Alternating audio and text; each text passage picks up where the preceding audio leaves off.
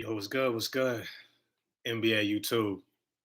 It's your man, 100 grand with the rock never stops. Coming to you with another episode of basketball content from the NBA.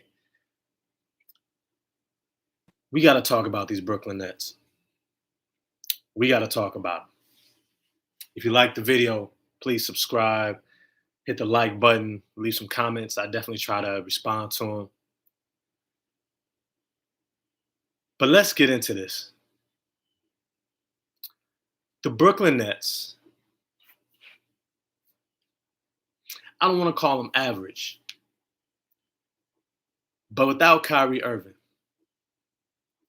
as the roster is currently constructed, this ain't no championship team. Let me say that again.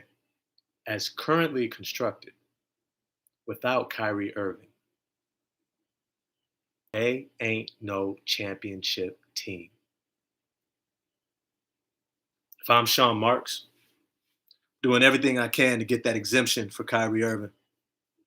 I know it's become a bigger political thing right now, and everyone's kind of like, hey, let's choose a side. But the Brooklyn Nets have to realize there is a window to win a championship. There is a window. And in the span of time in athletics, those windows are very, very small. This window can come and go, and they won't even know what happened. Kyrie Irving is not just an integral part of this team. He's not just an extremely talented player. He is their cheat code. He is their get out of jail free card. He is their I got one extra hotel on Broadway that just shifts the balance of the whole game of Monopoly. Kyrie Irving is that guy who bails you out on nights like tonight. James Harden doesn't have it going, gets into foul trouble. Miles Bridges has a big game, so he's able to counter what Kevin Durant did. I think Bridges had like 32, Durant had 38. LaMelo didn't even have a big game. Gordon Hayward didn't have a big game. Terry Rozier was not even playing. And if I'm honest with you, this roster for the Brooklyn Nets, I'm not gonna call them trash. But I'll say this. It's average. You take off Kevin Durant and James Harden, this is a lottery team. This is a lottery team. LaMarcus Aldridge, Blake Griffin, these guys are so far past their prime. Paul Millsap. I mean, I like these guys. I like LaMarcus. I like Paul. I'm cool with Blake. But they're not regular season guys. These are playoff guys. These are big game guys. Not early in the season Charlotte Hornets guys. Not early in the season can you run up and down with the Sacramento Kings pushing the pace. That's not who they are at all. And you can see it. They can make little veteran heady plays, but they weren't sprinting up and down the court. They were going to be guys who can get chased down blocks. And so when you really look at what they're working with on this team, it is highly 100% predicated on having a big three all together. All together. 100%. And when they're all together, they're formidable. They are a contending team. But when they are not, you couldn't beat the Charlotte Hornets in your home opener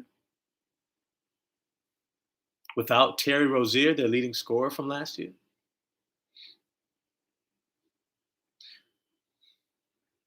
There's something going on. And I don't know what it is, but Brooklyn better figure it out. Because it's not like they're an average team who's playing with everybody else trying to get to the top. They're the hunted. That means every single game, they're getting the other team's best shot. Best shot. Those boys, whoever walked through that door, and go into the visitors' locker room is hyped for this game. They're hyped. They're ready to go. They're ready to go. They're goers. They're goers. Miles Bridges was trying to bang on everybody. LaMelo was getting it going early, faded off towards the rest of the game, but throwing oops, step backs, it's giving you the sauce. You know they're going out tonight. And Brooklyn didn't have it. Joe Harris, who? Where was he? How much you pay for him? I don't know what they're doing. But if I'm Sean Marks, because y'all do know you can get an exemption. You can go file for an exemption. Basically, if you're rich enough, you can pay somebody to give you an exemption so you can get into wherever you need to get into throughout New York or San Francisco. And it's one thing for the Golden State Warriors to kind of like, hey, we're going to take this, political stance on this, and we're going to make sure, everybody is going with this train of thought and everybody's going to get this, vaccine. And if you don't, you can't be with the team. It's one thing when you're saying that to Andrew Wiggins. Okay, I get it. Andrew Wiggins. Who is he? Right? He's your fourth option, fifth option sometimes. But Kyrie Irving, that'd be like them having that stance with Clay, a healthy Clay, still in his prime Clay, ready to go Clay, when they're contending. It's not wise. And if Brooklyn was smart, they'd have taken a totally different stance in this. Totally different. They would have remained neutral, would have said nothing. The PR people would have played it cool, walked that line. Instead, they didn't check in with their star players. They didn't talk to them. They got used to try to make an example of somebody. Now they're slipping games to the Charlotte Hornets. And you don't think about it much right now. But at the end of the season, when you're a 3 seed instead of a 1 or 2 seed, when you're a 4 seed, it's going to make a huge difference. Because that's how slim a margin of error you're going to have in this Eastern Conference. This is the conference. This is the conference. And their division is one of the strongest in the conference, in the league. The Knicks, the Bucks, 76ers. Oh, no, not the Bucks. The Bucks are in a different division. But the 76ers with Joel Embiid. They beat them yesterday or the other day. But you got to beat them a few more times. You got to ask yourself, if you're Brooklyn, are you all in? Are you all in? Because you can't trade Kyrie at this point. I mean, there's some teams that might take him, but what are you going to get back? A piece that makes you a contender? Probably not. You're going to trade Durant's best friend? Probably not going to happen. So right now, after watching this game, I'm looking at the Brooklyn Nets and I'm going, man, y'all got to figure it out. Because y'all look real mediocre. Y'all look real mediocre. I'm trying to tell you, the NBA catches on real quick. You can hit them with something new and people have to scramble to figure it out. But by the second or third year, the league figures it out. What they did last year, it's not going to be enough to float this year. And not having Kyrie, it's not going to be enough. I mean, you'll get into the playoffs, but you're not going to be a contender. You're not going to be able to see Milwaukee. Shoot, matter of fact, you're going to get caught up by a lot of teams who just catch you on an off night. Durant or Harden is in foul trouble just like they were this game.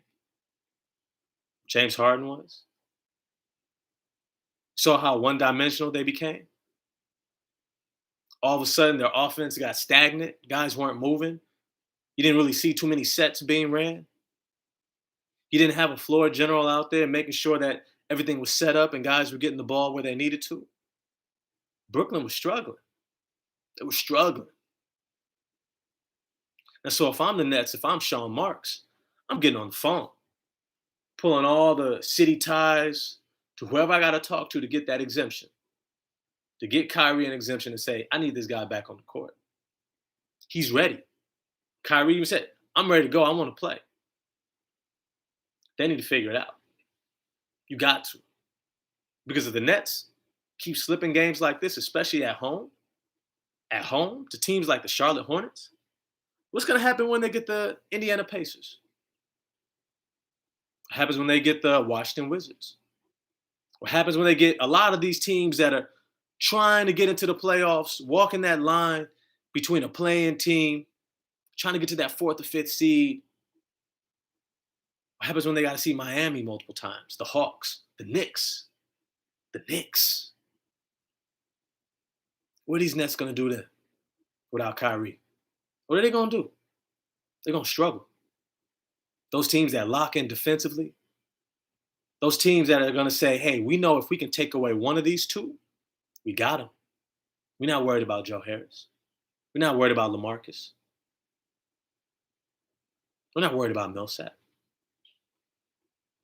And so I'm interested to see what they do. I'm interested to see how they move in this upcoming season. I know it's early. It's easy to, jump and get all thrown off and projecting how things are going to be. But this is kind of clear because this was an important game. This was a big game. Your home opener is a big game. It's a big game. It's how you kick off your season. And they lost control of this game. You couldn't handle the Charlotte Hornets, who were a playing team last year. And you're supposed to be a contender. It's not a good look. So they got to figure it out. Steve Nash, you got some work to do. You better talk to your assistant, Jacques Vaughn, and say, hey, we got to figure out how to get everybody else involved. We got to figure out a way to make sure that we got help. We got to get Patty Mills some more open looks. Nicholas Claxton, you're starting. LaMarcus might have to fill in, especially without Kyrie. You need some more offense. So I don't know. We're going to see. That's it for this video. If you like this, subscribe, hit the like button, leave some comments. I definitely respond to all the comments. You got any video ideas, let me know too. But with that, I'm out. Peace.